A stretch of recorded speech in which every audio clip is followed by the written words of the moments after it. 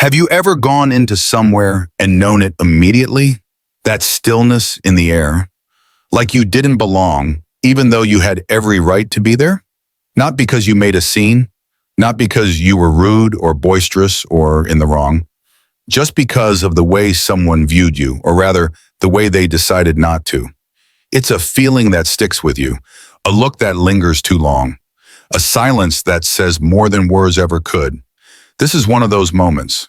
One man, one bank, one quiet Tuesday morning in a small South Carolina town. He wasn't demanding special treatment. He had the right papers, the right numbers, and the right to be there. All he needed was a wire transfer. Nothing flashy, just business. But sometimes business gets personal, particularly when the folks on the other side of the counter decide who they believe you are before you've even announced your name. Now let me ask you this. What does respect actually look like? Is it something we accord because of titles and suits and sleek business cards? Or is it something we automatically owe one another? Before we know the resume, before we know the past. Because here's the thing, the way we treat a person when we believe they're nobody tells all about who we are. And that's where this story starts. Deshaun Greer entered the regional branch of Commonwealth Bank with $1 million deal in hand, a real estate purchase he'd spent months planning. Everything was on paper as it should have been. But as soon as he crossed the threshold, the space changed.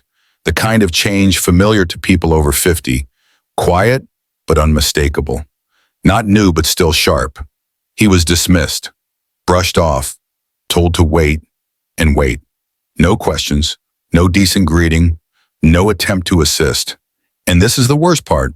Not that they recognized him, but that they did not, that they assumed a well-dressed black man in a sharp blazer and measured tone must be hiding something, must be demanding more than he had coming. Now let me explain. Deshaun wasn't a stranger to this. He didn't protest, didn't yell. He simply observed, recorded the tone, the stance, the glances, and then he placed one call, one person, one ask, one. 15 minutes. That phone call would forever alter the future of that bank branch. But not in anger, not in vengeance. What ensued wasn't an explosion, but an unveiling, a mirror held up to silent bias, unchallenged assumptions, in a culture gone unchallenged for far too long. And that's where this book begins to say something real. Because what does one do when the man you wrote off is the man who ends up having the ability to change everything? What does one do when silence comes with costs? What occurs when individuals are ultimately held to account for the type of actions that have been mopped under the rug for decades? And perhaps most significantly, what would you have done if you'd been there on that day? Would you have done something? Heard the reluctance in the receptionist's tone? The way the manager hardly glanced at the papers? The change in the atmosphere when they took it for granted who they were working with? We all want to think we would, but the reality is sometimes we don't stand up. Sometimes we observe. Sometimes we remain silent because it's easier. But change starts there, in those awkward moments, in the quiet choices, in the tales that don't make the front page but hold the largest lessons. This is a story about more than a bank. More than one man. It's about the space between doing what's safe and doing what's right. It's about respect. Unvarnished, genuine, earned not by title but owed by humanity. And if you ever wondered if quiet strength can move mountains, or whether dignity still has a place in how we do business and treat one another, you're going to want to hear this one through, because this is not just about a wire transfer. It's about what comes after. It's about what happens when you cease to explain who you are and begin to remind people who they should be. So let me take you through it, beginning to end. And as you hear, ask yourself this. How do you treat people when nobody's looking? Because that's where the real truth resides. He walked into the bank carrying $1 million documents and walked out having changed the future of some of the people inside. See, there's a difference between being invisible and being ignored. And on that particular morning, Deshaun Greer felt both.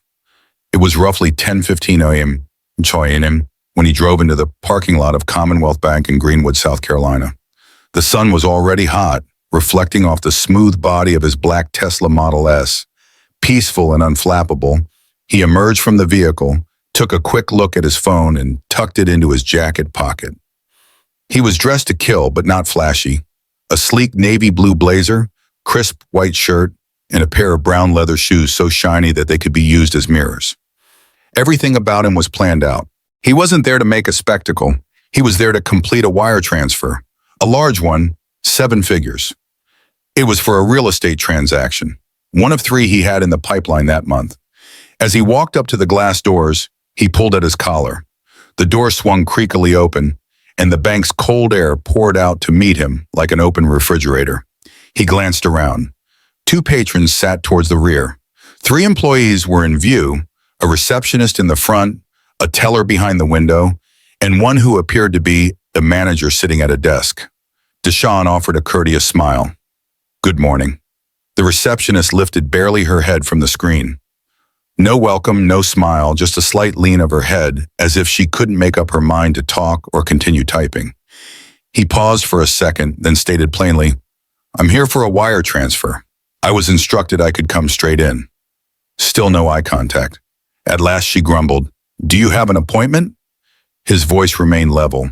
"No, I was assured I didn't need one. I called your corporate headquarters. They told me I could go to any office with my ID and the details of the transaction." There was silence.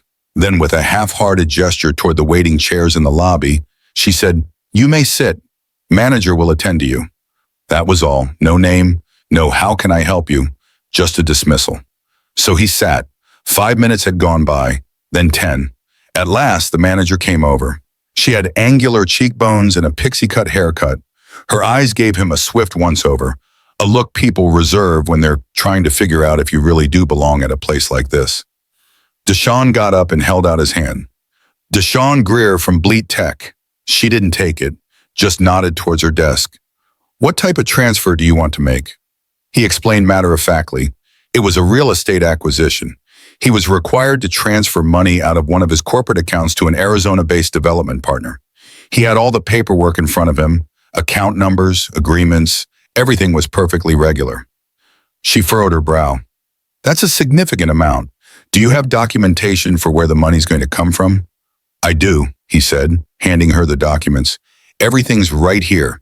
It's a scheduled acquisition, fully documented." She glanced through the paperwork briefly, then placed it on her desk. "We'll need to verify this. Might take a few hours." He blinked. "Hours?" "It's policy," she said. "It wasn't yesterday," he replied. "I've done this 3 times this month. Other branches didn't have any issues." She shrugged. "Well, we operate by the book here, particularly with money like this." No shouting, no fire, but something in her voice conveyed it all. This wasn't about protocol. It was about permission, the sort that allows a person to treat you as though you don't quite fit, as though you're requesting something you haven't earned. He peered down at the papers she'd left sitting, untouched, on the desk. He stared her right in the eyes. "I see," he said quietly. "May I retrieve those papers for a moment?" Unhappily, she gave them to him. He rose, fastened his coat with dignified quiet, nodded politely, and departed. Not rushed, not agitated, just solid and calm, as though departing a room where he had never actually been at home. But that changed once he was in the open. And it wasn't merely the heavy South Carolina air. Deshawn walked into the heat, but he wasn't thinking about the weather. He was thinking about the silence that doesn't require words to be deafening. It was in the fact that the receptionist didn't even bother to ask for his name, the fact that the manager hardly glanced at his forms, the way that each individual in that office looked past him rather than at him. He leaned on his vehicle and took out his telephone. One brief call, no rage, only a name, a branch number, and a low instruction.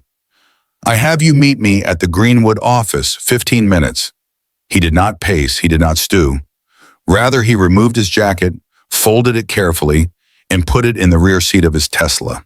Then he just stood there, serene as ever, observing as people moved through the bank like nothing was wrong, like he hadn't been dismissed and spoken to by individuals whose combined yearly salary would not pay the interest on a single quarter from one of his deals. Inside, the manager, Pamela Knox, was speaking with the teller, a fresh-faced kid, fresh out of community college probably. His name tag was new. Kyle was cleaning the counter and looking occasionally towards the door. "Who was that?" he said. Pamela snorted. "Just somebody who got the wrong impression. Looked like he was attempting too hard. Nice suit, spiffy shoes. That usually means scam or somebody desperate for a line of credit." Kyle paused. "He told me he was doing a wire transfer. Appeared to have all the paperwork. Most likely printed off a bogus site," she dismissed, waving it away like she'd seen it 1,000 times. "They show up in flashing money as if they're the king of the world. It's always a flag." From behind her desk, the receptionist, Cheryl, snorted. "You should have seen the look he gave me, like I owed him something." Kyle didn't chuckle. He only nodded slightly and resumed wiping the counter. A couple of minutes of silence went by. Then the entrance door opened once more. It wasn't Deshawn. It was a woman in a crisp gray pencil skirt and a cream-colored blouse. She entered slowly, looked around the lobby quietly, and approached the reception desk. "Hi," she said, smiling warmly. "I'm here to see Pamela Knox." Cheryl's back straightened in an instant. "Sure, and who might you be?" "Hi, I'm Justine Parrish. I'm Vice President of Internal Operations at Midland Financial." Cheryl came to a halt.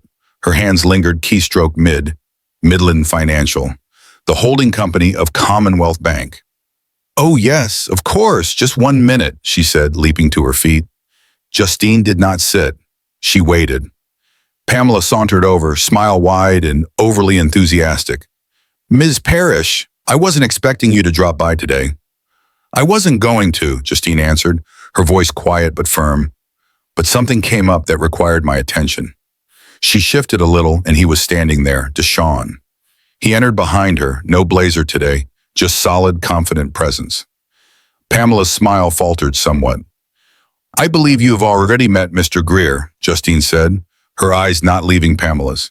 "He's the founder and CEO of Bleat Tech, which, just recently, acquired majority control of Midland Financial." Pamela didn't speak right away. Her jaw tightened slightly. Justine continued, her voice gentle but firm. "This morning, Mr. Greer came here to complete a routine wire transfer. His documents were in order. The transaction was legitimate and properly prepared." She hesitated a moment. "And according to what was explained to me," she continued, "he was greeted with hesitation, disrespect, maybe even suspicion." She did not raise her voice. She did not have to. Her words were like rounded stones, plain, uncomplicated, and full of meaning. Pamela spoke at last. "There must be some misunderstanding. We obey procedure for all major transactions," Pamela said, attempting to sound officious. Justine cocked an eyebrow. "You requested proof of funds before you even confirmed who he was. You disregarded the corporate authorization neatly printed on his paperwork, and then you rejected him without so much as making a phone call." The lobby came to a standstill. Cheryl sat as still as stone behind her desk. Kyle stood like a piece of wood, unsure if he should continue wiping down the counter or merge with it. Deshawn finally broke the silence. "I came in to conduct business. That's all. But the second I stepped through that door, I sensed it. That silent judgment, that glance that says, 'You don't belong here.'" He turned and stared right at Pamela. "You have no idea who people are. You think you do, on the basis of what they're wearing, how they talk, what their skin color is. But you don't." Pamela attempted to speak, but he cut her off. "It wasn't personal," he whispered. "But it always is, because if I looked different, wore the same, spoke the same exact words, we both know this would have gone differently." The silence that rolled in after was heavier than any screaming could have been. Nobody needed to do anything. The truth had already hit. But this wasn't finished. In fact, the real repercussions were just beginning to arrive. Pamela attempted to maintain her stance, but her confidence was sliding quick. That confident feeling of being in charge she'd felt before faded. The dynamics in the room had changed, and now she found herself on shaky ground, standing across from the man she'd sized up and dismissed barely an hour before. And she wasn't just facing him, she was also standing before her corporate boss. Justine stepped back towards Cheryl. "Would you mind getting me the 2-hour intake log?" Cheryl blinked, then rapidly nodded and rushed to get the binder from behind the counter. Her hands shook as she gave it back. Justine flipped through the pages without caring to sit. Here, she indicated. Mr. Greer arrived at 10:17 a.m. He was kept waiting, and his arrival wasn't even registered correctly. No attempt at an appointment recorded, no internal notification, no transaction process set in motion. She met Pamela's gaze. Can you clarify that? Pamela humped her shoulders. We didn't know the name. I thought maybe it was a scam. Assumed? Justine echoed. Her tone was gentle, but the tone cut. Without double-checking credentials? Without checking ID? Without calling anyone? Pamela shot a look at Kyle, seeking backup, but the young man looked away. He glared at the counter as if he wished it would open wide and devour him whole. Then Cheryl jumped in, attempting to stand behind her. It's just, sometimes individuals show up with papers, walking around with their heads held high, and they're not. We're merely trying to safeguard the branch from fraud. Deshawn emitted a soft, knowing laugh. Justine stared directly at Cheryl. And what was it that made you think that? The suit? The vehicle? His self-assurance? Silence while Pamela breathed, her armor thinning. Come on, it wasn't supposed to be rude. We just had to make sure. Deshawn advanced, his tone soft but firm. You didn't need to make sure. You needed to feel like you were in charge. That's what it is. I handed you every piece of paper you required. You didn't even so much as glance. You brushed me off before I got to the end of my second sentence. Pamela began to say something, but Justine put up a hand. There's a trend here, she explained, firm and crisp. And for our records, this isn't the first complaint we've had about this site. That hit home. Kyle squirmed, being uncomfortably himself. Deshawn looked at him. You too? He asked. Did you think I was a scammer too? Kyle stared up, wide-eyed. No, sir. Honestly, I didn't know what to think. But you didn't do anything wrong. You were courteous. Had all your forms. I do what I'm told here. Pamela snapped. Kyle? But Justine interrupted. Let him talk. Kyle breathed deeply. It didn't feel right, the way we treated him. I didn't say something, and I should have. I'm sorry. Deshawn gave him a slow nod. Not a grand gesture of forgiveness, just a quiet recognition that the words mattered. Pamela, standing nearby, had lost the sharpness in her voice.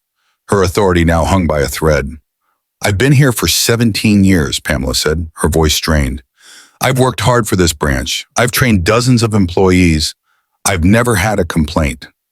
That's the issue, Justine said calmly. You assume no complaints equal you're doing everything you should be. But exclusion does not always scream. Sometimes it is a whisper, and after a while, Mystic, you don't hear it anymore. Pamela faced Deshawn now. Her surety was gone, replaced by an expression almost desperate. I was wrong, she said. I jumped to conclusions. I apologize, but I didn't know who you were. Deshawn looked at her face for a long while. Then he spoke softly. That's the second time you've said that. He waited. But what if I wasn't somebody? What if I was just a man with a legitimate transaction and nothing else to my name? Would I still be treated like a risk? Would I still be brushed aside and ignored? He didn't shout. He didn't need to. The power of his words lingered in the air. Because the damage is done long before someone learns who I am. It begins with the first glance, the first question mark, the first chill tone. Nobody spoke, but they didn't need to. All the people in that bank could sense what was looming. When consequence comes, it doesn't knock on the door. It just walks in. And now the air within the branch was cooler. Not from the AC, but because the truth had fallen. Hard. Pamela stood rigidly, attempting to hold her ground. Cheryl had sat down behind the desk, fingers poised over the keyboard but not moving. Kyle stood glaring at the floor, anticipating direction but getting none. Justine, standing steadily at the center of it all, checked her watch. You have 5 more minutes, she said flatly. Make good use of them. Pamela blinked. 5 minutes for what? To call your regional director, or whoever else you think can represent your leadership, Justine said. Because after the 5 minutes have passed, this branch will be put in internal review. Every employee, every customer interaction, every decision. She fixed Pamela with a direct stare, and I already know how it's going to look on paper. Pamela didn't budge. Pride kept her anchored, but she was obviously having a meltdown in her head. Deshawn could see it in her expression. She wasn't apologetic for the way she'd acted. She was apologetic he had the authority to make her so. He leaned against the counter, lightly, not to press in on her, but to get comfortable. "May I ask you a question?" he asked, his voice smooth and steady. Pamela glanced over at him, her eyes wary. "What did you find uncomfortable?" he asked. "Was it that I walked in by myself, that I was self-assured? Or was it that someone like me, black, young, successful, was capable of owning a business that could purchase your entire branch without batting an eye?" She didn't say anything. Deshawn went on, "I came in with all you required. The only thing I didn't bring was your approval. And obviously that was the one thing that mattered most." Pamela opened her mouth, but there weren't any words that wouldn't make it worse. Justine glanced at her watch once more. 4 minutes. Pamela slowly got up and walked in the direction of her office, closing the door behind her. At the reception desk, Cheryl bent toward Kyle and whispered, "What do you think is going to happen?" Kyle didn't reply immediately. Then quietly he said, "Something overdue." Deshawn moved quietly back toward the glass doors. Outside, his Tesla sat still, spotless and shining in the sun.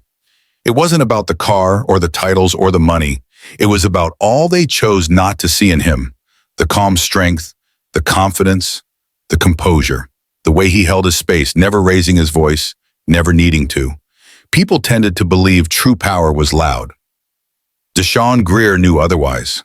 True power doesn't shout. It simply waits. He'd waited for times such as these, not in malice, but because of a gentle understanding that someday it would be important. His thoughts drifted for a moment to where things started, on his grandmother's porch in Rock Hill. She used to say to him, "Some people won't notice the crown unless it is gold. But yours is spine. Keep it straight, and you'll never have to bend for anyone." He never forgot that.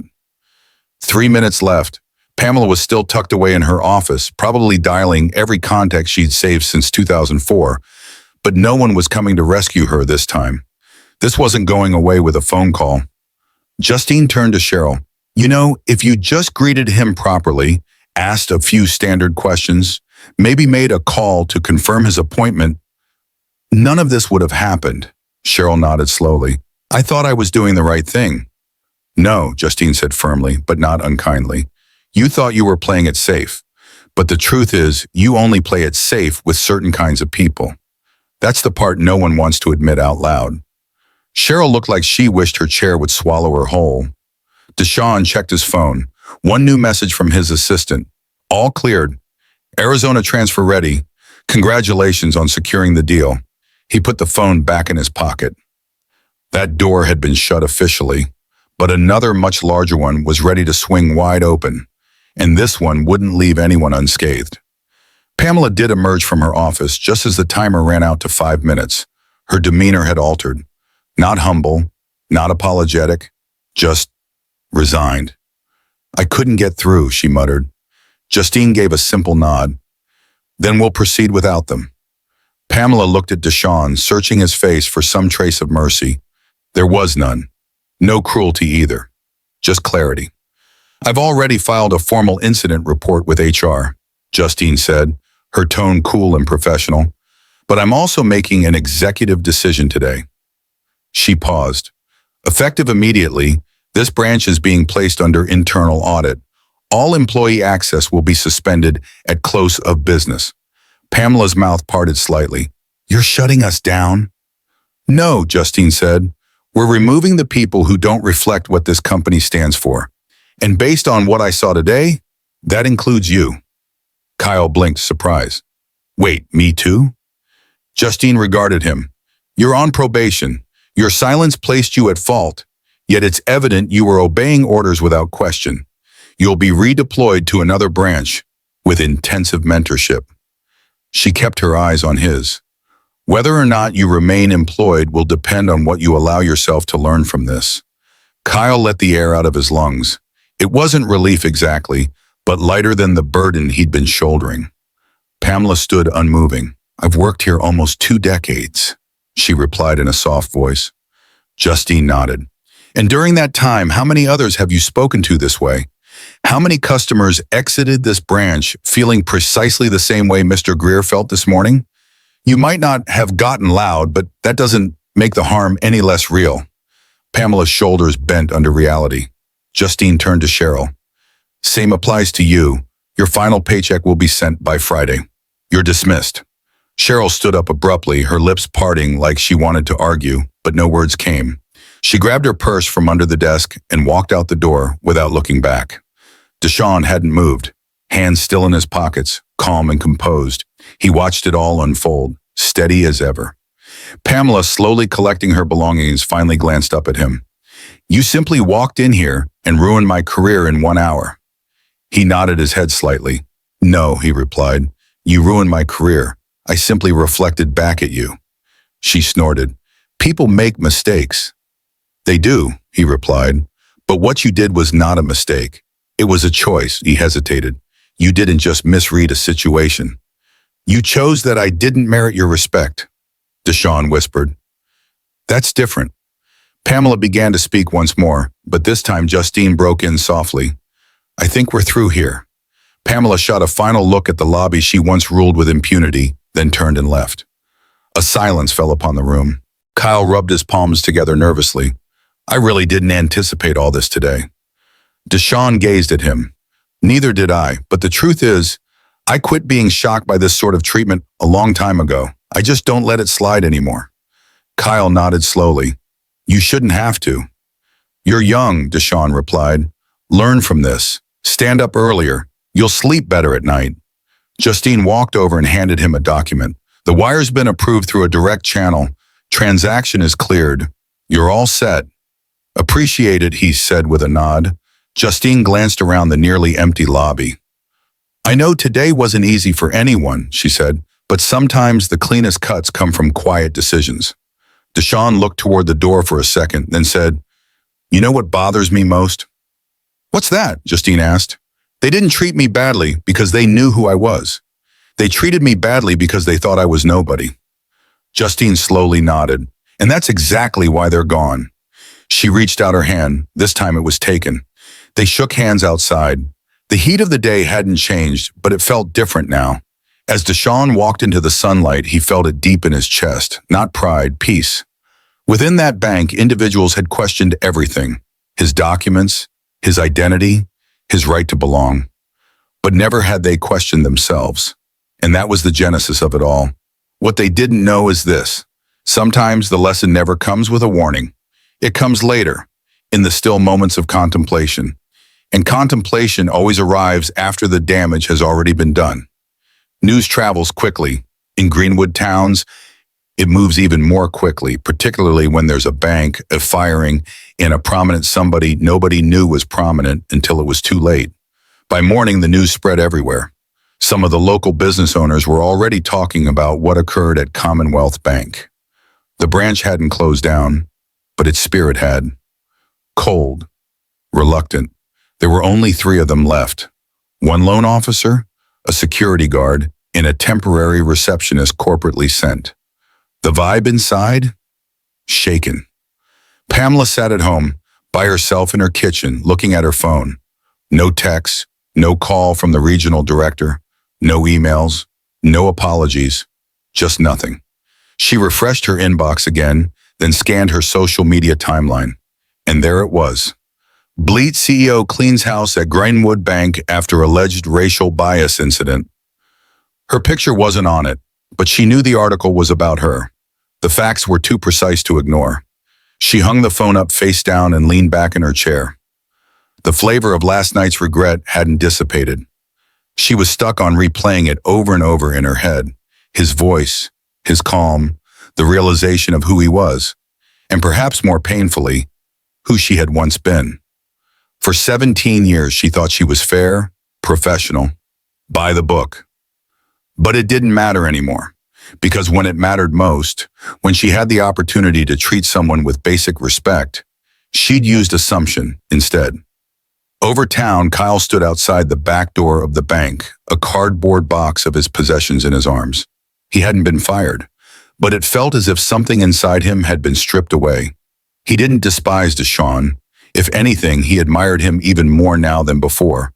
But it was difficult being a part of something you knew was wrong and not saying anything when you should have. Just as he approached his car, his phone rang. A text from Deshaun. Just heard you're getting reassigned. Learn something from this. Be better than what you saw. Kyle gazed at his phone screen for an extended period before responding with a simple message. I will. Sorry again. No answer returned, and that was fine. Some apologies aren't replied to. They just have to be genuine. Down the street in Bleat Tech's temporary downtown headquarters, Deshaun sat in a peaceful glass-walled conference room, the city skyline beyond the glass.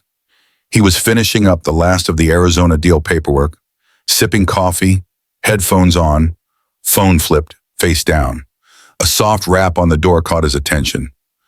One of the interns stuck his head in. Hey, Mr. Greer, there's this kid out here wanting 5 minutes. He doesn't want it, just wants to say something. Deshaun arched an eyebrow. What's his name? Says his name's Kyle. Deshaun blinked once, then nodded minutely. Let him in. Kyle entered, hat in his hands, a small box under one arm. He was a bit nervous, a bit unsure, but resolved. I won't waste much of your time, he started hastily. I needed to say this in person. Deshaun sat back in his chair, open and attentive. I didn't know what was happening that day, at least not immediately, Kyle went on, and I know remaining silent did make things worse. I'm not proud of that, but I want to do better. I thought at least I owed you the decency to tell you straight out. Deshaun looked at him for a moment, then said softly, You know what I've learned? Kyle waited. Most people aren't hateful.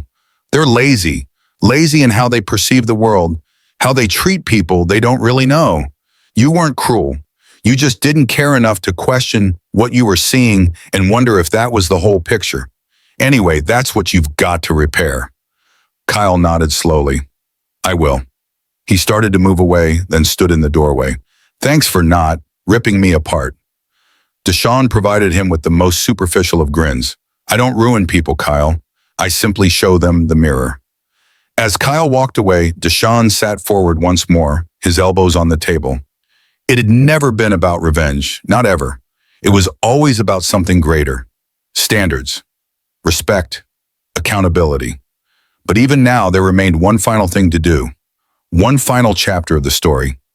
Something the headlines wouldn't report. 3 days later, Deshaun sat silently in the back of a small community center 10 miles out from Greenwood.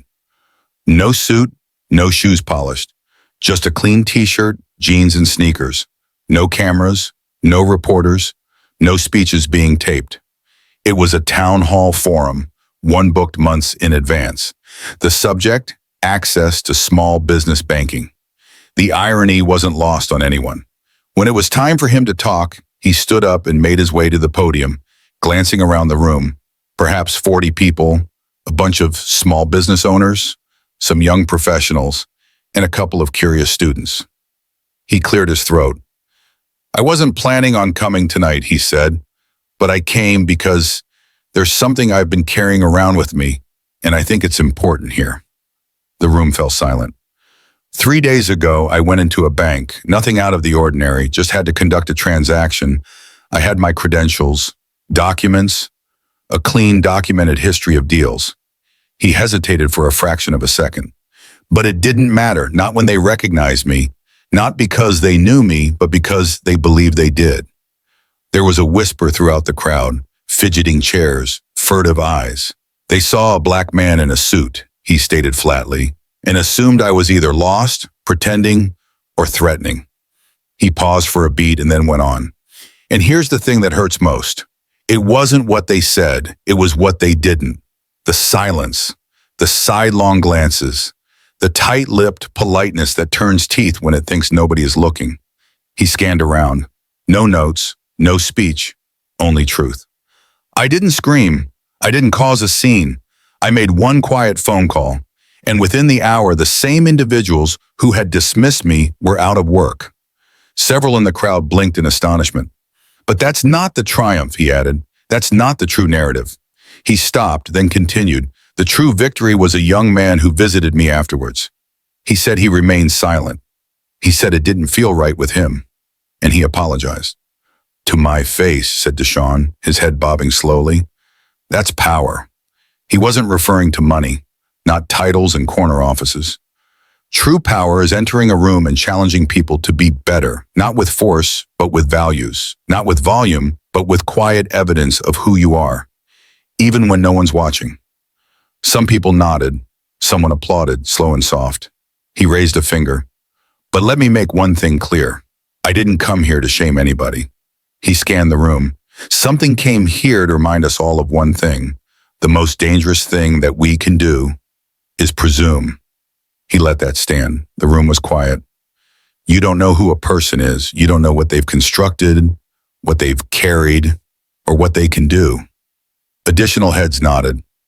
People ask me all the time, he went on, what's it like being a CEO? What's it like being the person in the room that everyone now has to listen to? He paused, then shared with them the truth. It's lonely, because the higher you go, the more you see how many people never thought you were ever meant to be there to start.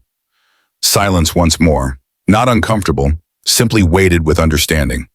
So when you're at your desk or in your chair or welcoming the next customer who enters your door, take a moment. Am I truly seeing the whole person or just the pieces I've chosen to notice? He took a deep breath. That's it. That's the lesson. He gazed each individual in the eye. Respect isn't something you build with a resume. It's something you owe to everyone, every time. And then quietly he descended from the podium. A guy in the second row waved his hand up. By his grease-stained shirt, he was a mechanic type. Honorable work. You believe people can actually change, he asked.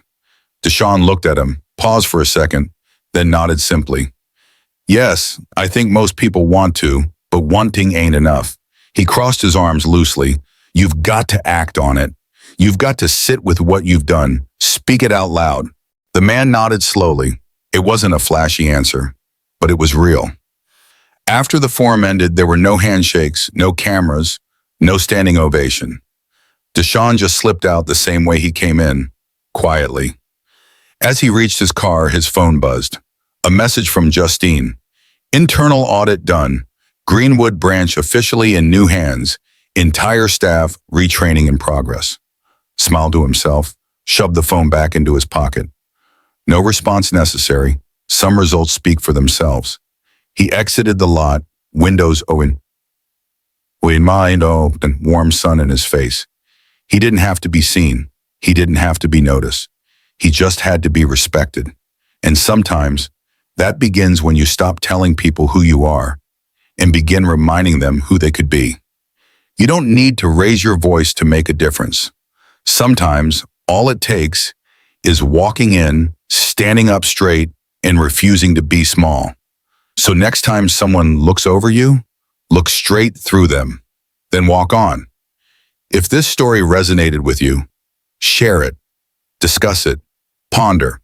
Ask yourself, how do I treat people when nobody's looking? Because that's where the real truth resides.